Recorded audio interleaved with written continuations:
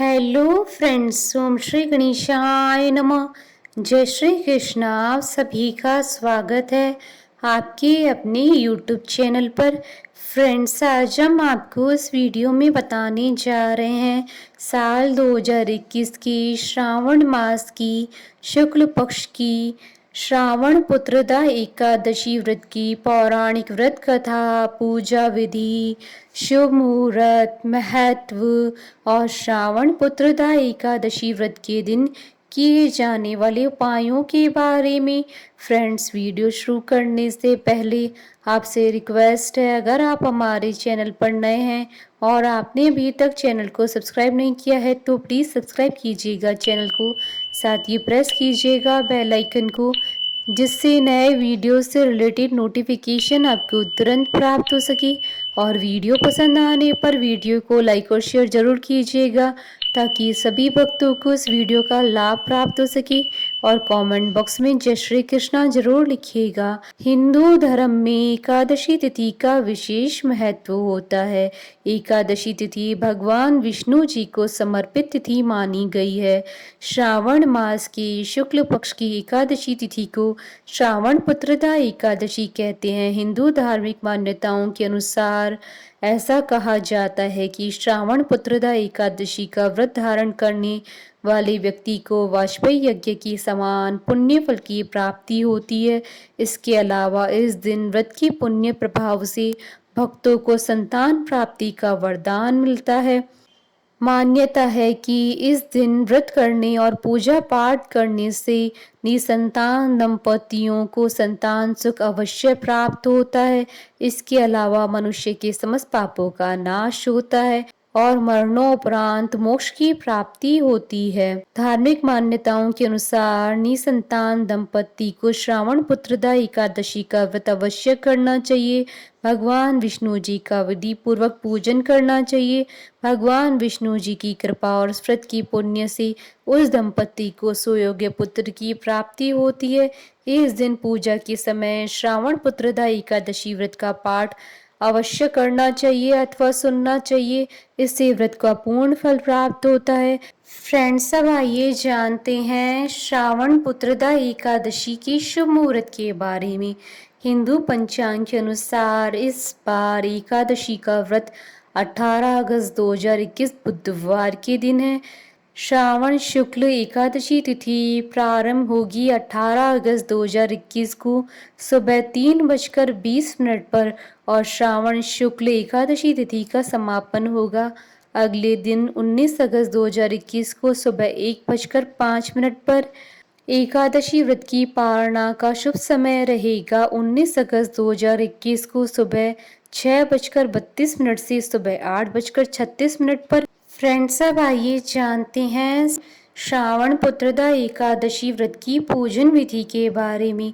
श्रावण पुत्रदा एकादशी के दिन सुबह स्नान आदि कर पूजा स्थल पर बैठे पूजा वेदी पर भगवान विष्णु जी की मूर्ति स्थापित कर उनका गंगा जल से अभिषेक करें। अब धूप दीप अगरबत्ती जलाकर आरती करें। भगवान विष्णु जी को प्रणाम करें। पूजा में तुलसी, ऋतु फल और तिल का प्रयोग करें। भगवान विष्णु जी को उनकी प्रिय चीजें चढ़ाएं तथा मिष्ठान का भोग लगाएं। भगवान विष्णु जी के मंत्रों का जाप करें। इस दिन विष्णु सहस्त्र नाम का पाठ करने से भगवान विष्णु जी की विशेष कृपा प्राप्त होती है। व्रत के दिन निराहार रहें और शाम में पूजा के बाद चाहें तो फल ग्रहण कर सकते हैं। एकादशी के दिन रात्रि जागरण करने का बड़ा महत्व है। जागरण में भजन कीर्तन करें। द्वादशी तिथि को ब्राह्मण भोजन करवाने के बाद ही उन्हें दान दक्षिणा दें। अंत में स्वयं भोजन करें। फ्रेंड्स, अब आइए जानते हैं श्रावण पुत्रदा एकादशी के दिन किए जाने वाले उपायों के बारे में। पीपल को कलयुग में भगवान विष्णु जी का रूप माना गया है। अगर आप एकादशी के दिन पीपल की पूजा करें, जल पुष्प अक्षत वगैरह अर्पित करें और दीपक जलाएं तो भगवान बहुत प्रसन्न होते हैं। चूंकि पुत्रदा एकादशी संतान प्राप्ति की इच्छा के लिए की जाती है, ऐसे में इस दिन उपाय करने से संतान के जीवन में आने वाले तमाम कष्टों का निवारण होता है। लड्डू गोपाल भगवान कृष्ण का बाल स्वरूप है। मान्यता है कि यदि पुत्रदा एकादशी के दिन लड्डू गोपाल की पूजा की जाए और उन्हें पंचामृत और तुलसी अर्पित की जाए तो वे प्रसन्न होते हैं और निसंतान दंपति को पुत्र की प्राप्ति होती है। साथ ही पुत्र को यदि कोई समस्या हो तो उसके समाधान हो जाते हैं। अगर संतान पर बीमारी का संकट हो तो पुत्रदा एकादशी के दिन विष्णु मंदिर में अपने सामर्थ्य के अनुसार गेहूं चढ़ाएं और भगवान से संतान की बीमारी को दूर करने की प्रार्थना करें। इसके बाद चढ़ाया हुआ अनाज गरीबों में बांट दें। फ्रेंड्स, अब आइए प्रारंभ करें श्रावण पुत्रदा एकादशी की व्रत कथा। श्री युधिष्ठिर कहने लगे, हे भगवान, श्रावण शुक्ल एकादशी का क्या नाम है? व्रत करने की विधि तथा इसका महात्म्य कृपा करके कहिए। मधुसूदन कहने लगे कि इस एकादशी का नाम पुत्रदा है। अब आप शांति पूर्वक इसकी कथा सुनिए। इसके सुनने मात्र से ही वाजपेयी यज्ञ का फल मिलता है। द्वापर युग के आरंभ में महिष्मती नाम की एक नगरी थी जिसमें महीजीत नाम का एक राजा राज्य करता था, लेकिन पुत्रहीन होने के कारण राजा को राज्य सुखदायक नहीं लगता था। उसका मानना था कि जिसके संतान न हो उसके लिए तो यह लोक और परलोक दोनों ही दुखदायक होते हैं। पुत्र सुख की प्राप्ति के लिए राजा ने अनेक उपाय किए, परंतु राजा को पुत्र की प्राप्ति नहीं हुई। वृद्धावस्था आती देखकर राजा ने प्रजा के प्रतिनिधियों को बुलाया और कहा, हे प्रजाजनों, मेरे खजाने में अन्याय से उपार्जन किया हुआ धन नहीं है। न मैंने कभी देवताओं तथा ब्राह्मणों का धन छीना है, किसी दूसरे की धरोहर भी मैंने नहीं ली है। प्रजा को पुत्र के समान पालता रहा। मैं अपराधियों को पुत्र तथा बांधुओं की तरह दंड देता हूँ। कभी किसी से घृणा नहीं की, सबको समान माना, सज्जनों की पूजा करता हूँ। इस प्रकार धर्मयुक्त राज्य करते हुए भी मेरे पुत्र नहीं है, सो मैं अत्यंत दुख पा रहा हूँ। इसका क्या कारण है? राजा महीजीत की इस बात को विचारने के लिए मंत्री तथा प्रजा के प्रतिनिधि वन को गए। वहां बड़े बड़े ऋषि मुनियों के दर्शन किए। राजा की उत्तम कामना की पूर्ति के लिए किसी श्रेष्ठ तपस्वी मुनि को देखते फिरते रहे। एक आश्रम में उन्होंने एक अत्यंत वयोवृद्ध धर्म के ज्ञाता बड़े तपस्वी, परमात्मा में मन लगाए हुए, निराहार, जितेंद्रिय, जितात्मा, जित क्रोध, सनातन धर्म की गूढ़ तत्वों को जानने वाले समस्त शास्त्रों के ज्ञाता महात्मा लोमेश मुनि को देखा, जिनका कल्प के व्यतीत होने पर एक रोम गिरता था। सबने जाकर ऋषि को प्रणाम किया। उन लोगों को देखकर मुनि ने पूछा कि आप लोग किस कारण से आए हैं? निसंदेह मैं आप लोगों का हित करूंगा।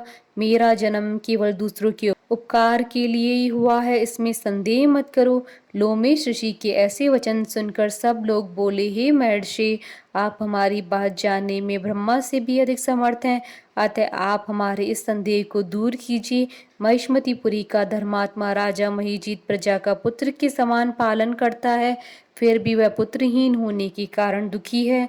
उन लोगों ने आगे कहा कि हम लोग उनकी प्रजा हैं, अतः उनके दुख से हम भी दुखी हैं। आपके दर्शन से हमें पूर्ण विश्वास है कि हमारा यह संकट अवश्य दूर हो जाएगा, क्योंकि महान पुरुषों के दर्शन मात्र से ही अनेक कष्ट दूर हो जाते हैं। अब आप कृपा करके राजा की पुत्र होने का उपाय बतलाइए। यह सब वार्ता सुनकर ऋषि ने थोड़े देर के लिए नेत्र बंद किए और राजा की पूर्व जन्म का वृतांत जानकर कहने लगी कि यह राजा पूर्व जन्म में एक निर्धन वैश्य था। निर्धन होने के कारण इसने कई बुरे कर्म किए। यह एक गांव से दूसरे गांव में व्यापार करने जाया करता था। एक समय ज्येष्ठ मास की शुक्ल पक्ष की द्वादशी के दिन मध्याह्न के समय वह, जबकि 1-2 दिन से भूखा प्यासा था, एक जलाशय पर जल पीने गया। उसी स्थान पर एक तत्काल ब्याई हुई प्यासी गौ जल पी रही थी। राजा ने उस प्यासी गाय को जल पीते हुए हटा दिया और स्वयं जल पीने लगा, इसलिए राजा को यह दुख सहना पड़ा। एकादशी के दिन भूखा रहने से वह राजा हुआ और प्यासी को जल पीते हुए हटाने के कारण पुत्र वियोग का दुख सहना पड़ा। ऐसा सुनकर सब लोग कहने लगे कि हे ऋषि, शास्त्रों में पापों का प्रायश्चित भी लिखा है, अतः जिस प्रकार राजा का ये पाप नष्ट हो जाए, आप ऐसा कोई उपाय बतलाइए। लोमेश मुनि ने कहा कि श्रावण शुक्ल पक्ष की एकादशी को, जिसे पुत्रदा एकादशी भी कहते हैं, तुम सब लोग व्रत करो और रात्रि को जागरण करो, तो इससे राजा का ये पूर्व जन्म का पाप अवश्य नष्ट हो जाएगा। साथ ही राजा को पुत्र की अवश्य प्राप्ति होगी। लोमेश ऋषि के ऐसे वचन सुनकर मंत्रियों सहित सारी प्रजा नगर को वापस लौट आई और जब श्रावण शुक्ल एकादशी आई तो ऋषि की आज्ञा अनुसार सबने पुत्रदा एकादशी का व्रत और जागरण किया। इसके पश्चात द्वादशी के दिन इसकी पुण्य का फल राजा को दे दिया। उस पुण्य के प्रभाव से रानी ने गर्भ धारण किया और प्रसव काल समाप्त होने पर उनके एक बड़ा तेजस्वी पुत्र उत्पन्न हुआ। इसलिए हे राजन, इस श्रावण शुक्ल एकादशी का नाम पुत्रदा पड़ा। अतः संतान सुख की इच्छा हासिल करने वाले इस व्रत को अवश्य करें। इसके महात्म को सुनने से मनुष्य सब पापों से मुक्त हो जाता है और इस लोक में संतान सुख भोग कर परलोक में स्वर्ग को प्राप्त करता है। बोले भगवान विष्णु की जय, सनातन धर्म की जय। हमारे साथ इस वीडियो में अंत तक बने रहने के लिए आपका धन्यवाद। ओम श्री गणेशाय नमः। जय श्री कृष्णा।